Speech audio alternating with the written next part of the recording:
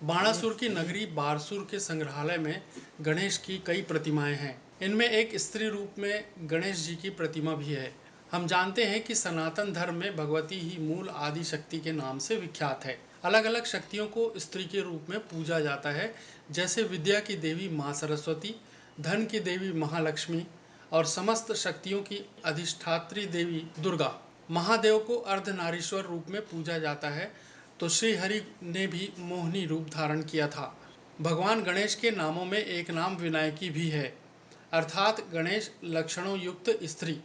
शास्त्रों में गणपति को स्त्री रूप में पूजते हुए उन्हें विनायकी, गजानना, विद्वेश्वरी और गणेशिनी भी कहा गया है। ये सभी नाम गणेश जी के संबंधित नामों के स्त्रीलिंग रूप हैं। उनकी हाथी जैसी विशेषताओं के कारण उन्हें आमतौर पर बुद्धि की हाथी जैसी सिर वाले भगवान गणेश से संबंधित माना गया है। उनका कोई स्थिर नाम नहीं है और उन्हें विभिन्न नामों से जाना जाता है, जैसे गणेशी, विनायकी, गजानना, विंध्येश्वरी और गणेशणी। ये सभी नाम गणेश के संबंधित नामों के स्त्री रूप हैं।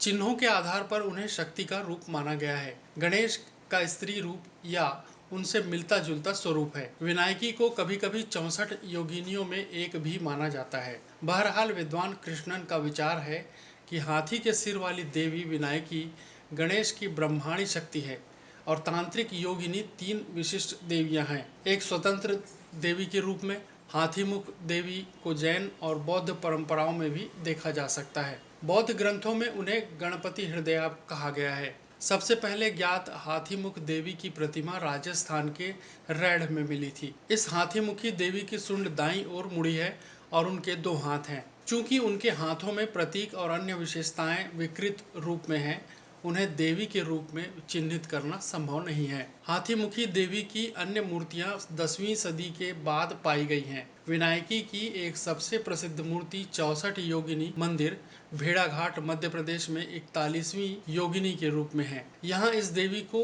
श्री एंगिनी कहा जाता है। यहाँ इस देवी के झुके हुए बाएं पैर को एक हाथीमुखी पुरुष, कदाचित श्री गणेश ने सहारा दिया हुआ है। विनायकी की एक दुर्लभ धातु प्रतिमा चित्रपुर मठ, शिराली में मिली है। ये गणेश की तरह स्थूल नहीं बल्कि इकहरी है। उन्होंने अपनी छाती पर यज्ञोपवीत और गले में 2 आभूषण धारण किया है। हाथ अभय और वरद मुद्रा में है। उनके कंधों पर तलवार और फंदा बना है।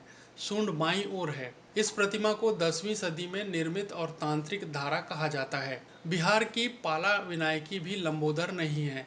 यह 4 हाथों वाली देवी गदा, घटा, परशु और संभवतः मूली लिए हुए है। प्रतिहारा चित्र में लंबोदर विनायकी को दर्शाया गया है, जिसमें उनके 4 हाथों में गदा, परशु, कमल और एक पहचान चिन्ह रहित वस्तु और मोदकों की थाल है, जिन्हें उनका सूंड उठा रहा है। दोनों चित्रों में सूंड दाईं ओर है। विनायकी की प्रतिमाएं उड़ीसा के रानीपुर, झरियल, गुजरात और राजस्थान में भी पाई गई हैं। सतना में एक प्रतिमा में विनायकी 5 पशुरूपी देवियों में एक है। बीच में गौमुखी योगिनी वृषभा अपने अपने हाथों में बाल गणेश लिए हुए है। उधर दक्षिण भारत में भी श्री बाला सुब्रमण्य स्वामी मंदिर, चेरियनाड और केरल के अलापुझा में भी विनायकी की प्रतिमा है। पुराणों में हरिवंश, वायु पुराण और स्कंद पुराण में हाथीमुखी मातृका, ग्रह और गणों का वर्णन मिलता है, जिनके गजानन, गजमुखी और गजस्य जैसे नाम हैं। मत्स्य पुराण में भी एक मातृका है, जिन्हें गणेश जी के पिता भगवान शिव ने राक्षसी अंधका को पराजित करने के लिए सृजित किया था। इस प्रसंग में उन्हें गणेश जी की बजाय शिव की शक्ति के रूप में देखा जा सकता है। केवल उनका नाम विनायकी, जिसका अर्थ विनायक, गणेश से संबंधित है। लिंग पुराण में भी शक्तियों की सूची में उनका नाम है। अग्नि पुराण पहला पुराण है जिसमें गणेश की शक्तियों को सूचीबद्ध किया गया है, तथापि विनायकी उनमें नहीं है, न ही उनमें से कोई गजमुखी है।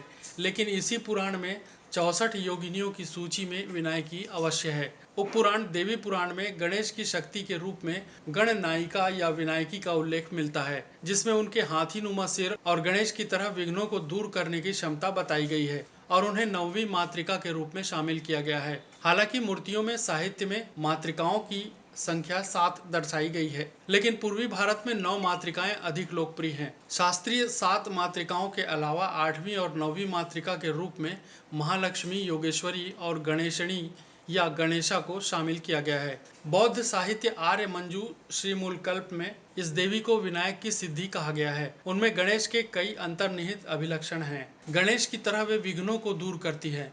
उनका सिर भी हाथी के जैसा है और एक दंत है। उन्हें भगवान शिव का रूप, भगवान ईशान की पुत्री भी कहा गया है।